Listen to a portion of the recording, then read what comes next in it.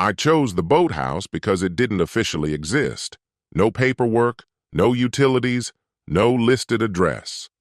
I paid under the table, fixed the leaking roof myself, and kept everything dark. No ties to anything. It was never meant to be a place to live. It was a place meant to vanish the moment I stepped inside, a place to stop being visible. But that night, when I opened the door, Bianca was already there. She sat at the makeshift table I'd assembled from scraps, her hands clasped, posture rigid, like she'd been waiting a long time, like she belonged there, like this story was hers as much as it was mine. "Roger," she said, her voice cool and deliberate. "You weren't supposed to be the one there that night." The sound of her voice hit me harder than the words ever could. I hadn't heard it in ages, but it returned sharp, polished, unnervingly familiar. I looked straight at her. "Then who was?" No pause, no blink. "Elias," she said. My stomach dropped. The sound of his name, her name for him, twisted something raw inside me. That same name had followed me out the door the night I left. Now it had found its way back into the only place I had left untouched. "It started out as something harmless," she said. "Something I thought I could manage. But it got away from me. He got away from me. And I couldn't find a way out." "You could have told me," I said. "You were already gone," she answered. "I left because I heard you," I said. "I heard you talking to him. You said enough." She looked down, her voice barely above a whisper. "I know. And I know I lost you the moment you walked away. But you still need to hear this. He didn't just use me, he used you too." I stayed quiet. Still. She reached into her bag and pulled out a slim folder, sliding it across the table to me. I opened it. Screenshots of accounts, transaction logs, authorization documents. 3 bore my name. "He used my devices," she said. "My credentials. He started moving money days after you left. He knew exactly how you'd respond. He was counting on it. Once you disappeared, he used your name to run everything." Pages and pages. Password changes. Bank routes. Requests I never made. Elias hadn't just taken from her. He'd tried to wipe me out entirely. If I had stayed, if I had forgiven her, I would have walked into the trap myself. 4 months earlier, I came home like a stranger returning to someone else's life. I'd wrapped up my shift early. Bianca always left one light on for me, our small, unspoken ritual. That night, only the bedroom lamp was glowing. The rest of the house was swallowed in darkness. No soft music, no plates clinking, no humming in the kitchen, just silence. And then her voice, quiet, low, the way she spoke when she wanted to sound tender. I froze just outside the bedroom, standing still in the hallway. Through the narrow gap in the door, I heard every word. "You can come over," she whispered. "He's still working, and I can't wait to see you, Elias." My hand locked around the doorknob. I didn't need to hear anything else.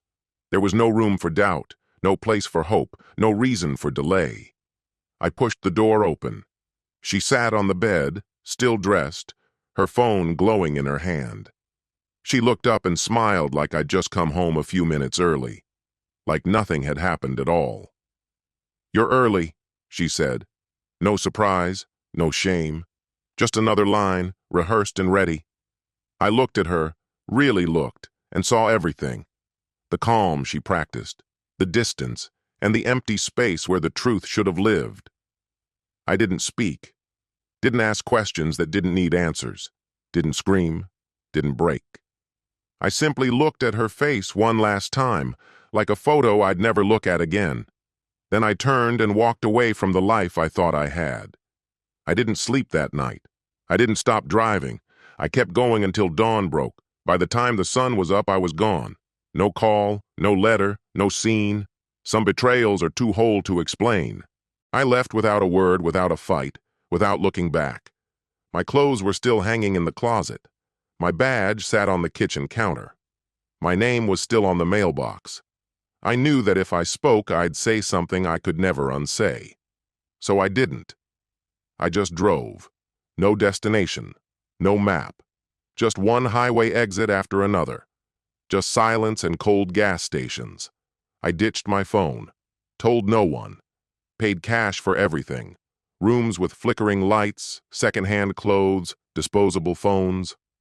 Vanishing wasn't difficult, not when you'd already become nearly invisible.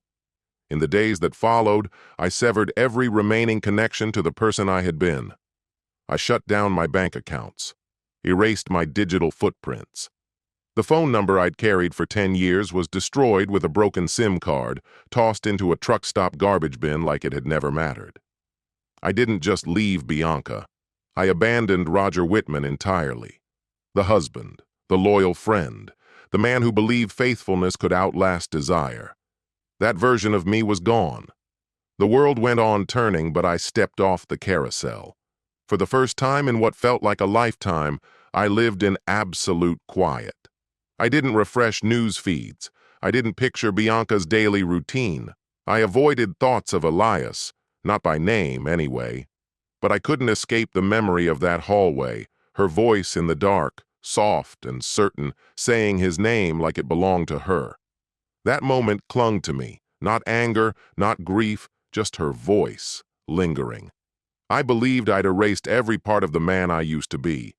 But ghosts don't ask permission before they show up, and somehow she found me, not with subpoenas or apologies, but simply by walking in and sitting down like she'd been expected.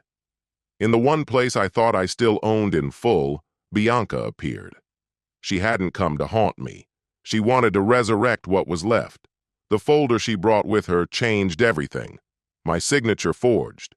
My accounts accessed. I stared at the papers, then looked at her. "How did you even get all this?" I asked. Without a word, she pulled out a folded scrap of paper and slid it across the table. A name, scrawled in thick black ink. "Nate Rowe," she said. "He found me. Said he knew Elias. Said you weren't the only one who got used." "You trust him?" "I don't know," she admitted. "But he has more. Files, audio, a full record. He wants to meet tonight." I didn't press her for details, how much she'd told him, what she was keeping from me. We drove together in silence, the kind that feels heavy rather than calm. The diner sat just off the highway, forgotten by time, the kind of place where the coffee is stale and the staff don't ask questions. It was late. The booths were empty, the lights too bright. One man sat alone, nursing a cup of black coffee like it was keeping him upright. Nate Rowe.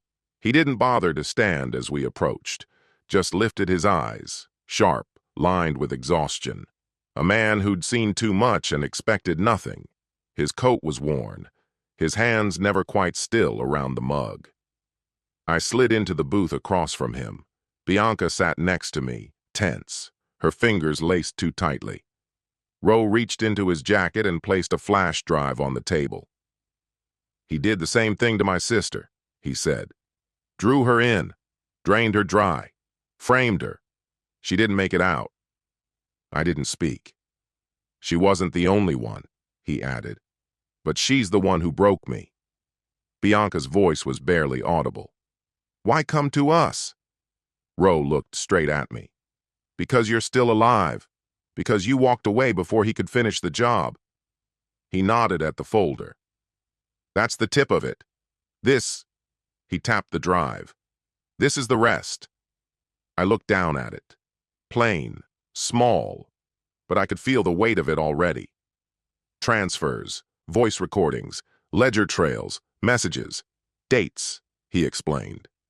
"Everything Elias tried to hide is in here, including the way he used your credentials, your badge numbers, your name."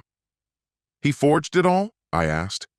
"He used Bianca's access, your old logins, even your face, on a couple fake IDs. If you'd stayed, it would have all landed on you." Bianca shifted beside me. Her voice was low. "Will this clear him?" Rowe nodded. "It clears you both. But more importantly, it buries Elias. No more places for him to crawl into." I stared at the flash drive. It looked harmless. but inside was every move Elias had made to ruin me. A few megabytes that held enough to collapse the web he spun. The damage he almost succeeded in doing, now held in something that could fit in my palm. This wasn't just proof. It was the final spark. I looked across the table at Bianca. My expression wasn't hateful. It wasn't forgiving either. It was just distant. She seemed smaller than I remembered, not in stature, but in presence, like the weight of her choices had been crushing her slowly, one decision at a time.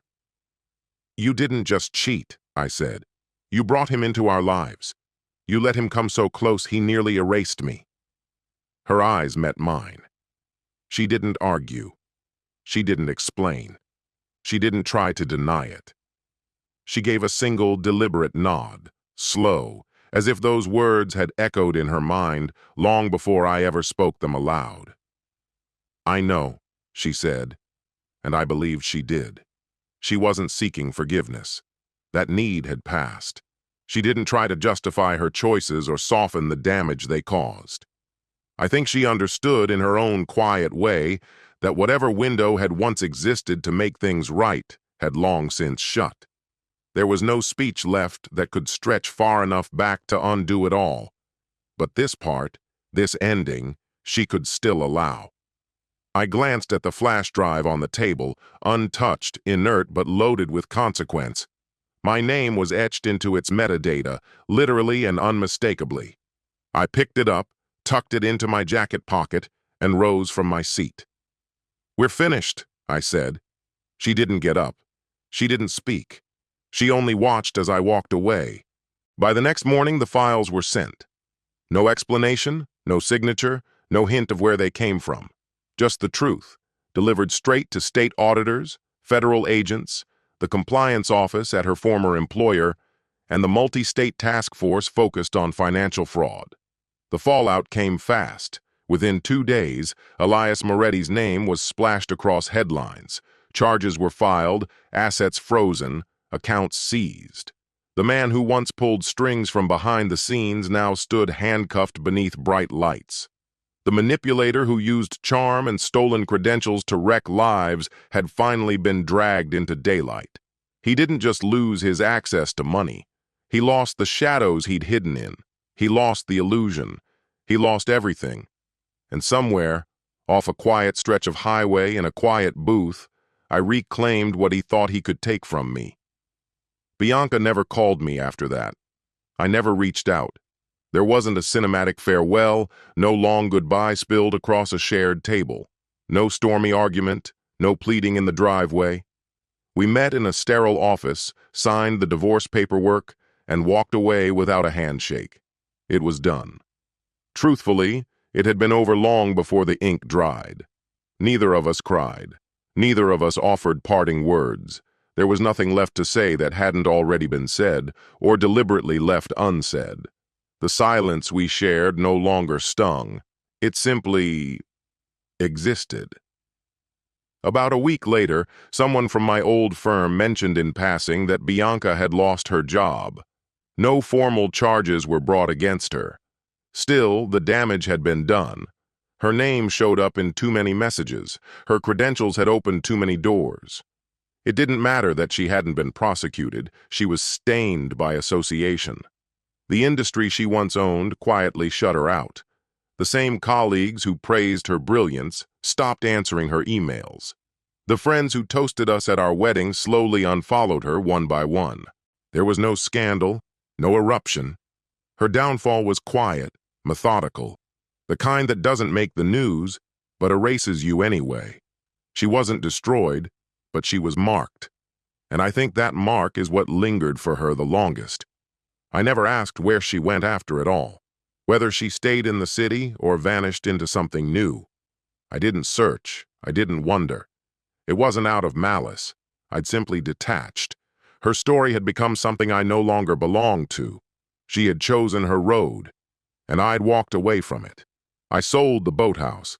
That place belonged to a man who hid from himself, a man who built barriers instead of making choices, a man who let silence serve as his shield.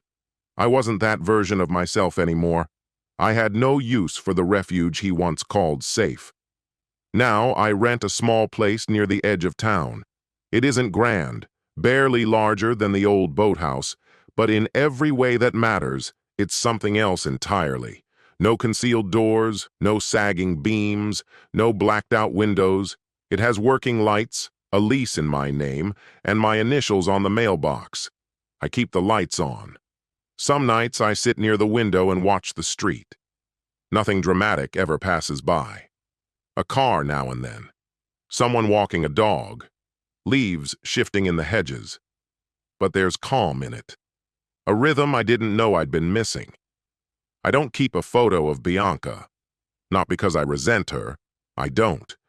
What I feel now defies simple labels. Something between recognition and detachment. She was a chapter I've already lived, annotated, and moved beyond. People talk about closure like it's a gift someone hands you. A final conversation, a heartfelt apology, a moment of reconciliation. But I've learned something else. Closure isn't something you wait for. It's something you choose. It's something you move toward, step by step. Bianca spent countless months chasing a ghost, the person I used to be. She followed fragments of my past, trailing the echoes of old habits, eventually showing up in the one place I was sure would remain untouched by her search. But when she arrived, she didn't see the man she had held on to in memory. She found someone different, quieter, rougher around the edges. Not unkind, but undeniably altered. She came hoping for something, maybe closure, maybe forgiveness. But I had already made my peace. I'd already set down the burdens I once carried, the resentment, the disappointment, the aching absence left behind when trust collapsed. I wasn't waiting to be rescued. What I needed was far simpler. I needed to stop fleeing from myself. Elias lost everything. Bianca, nearly as much. And me? I let go of the future I once believed in. But in the emptiness that followed, I uncovered something new. Not vengeance, not absolution, just a kind of release. The freedom that comes only after everything you were has shattered, and you decide to rebuild, not into who others expect, but into someone you finally recognize. The version of yourself that chooses to live,